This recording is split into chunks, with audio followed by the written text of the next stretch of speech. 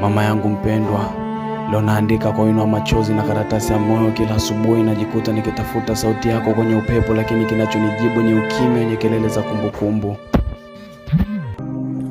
I love you mama. I know it's hard to me, but I will take it easy. I will take it easy. I will take it easy. Eti hakuna kama mama, umsemo nikiusikia naumia. Maana mama yangu muda shaiaga dunia. Upendo mama kwa wengine tuna ushuhudia, lamna jinsi maana Mungu tayari kasha kusudia. Mimi naumia baba kinisimulia yaliyomkuta mama, mimi nabaki tunalia. Lamna jinsi kashujaa inabidi nivumilie, ni pretend na furaha usoni kwa zidi nyie. Ni muda sasa nimemiss na natamani japo uwepo wa mama uonekane nyumbani. Ni furahi sio kifani kukaa na mama ndani, na tamani la ndo hivyo hayupo tena duniani. Ulipo mama pumzika ulale salama. Mimi ni mwanao leo nimekukumbuka sana. Umeniacha peke yangu, sina mdogo, sina kaka wala dada ambaye siku za dhiki atanipa msaada.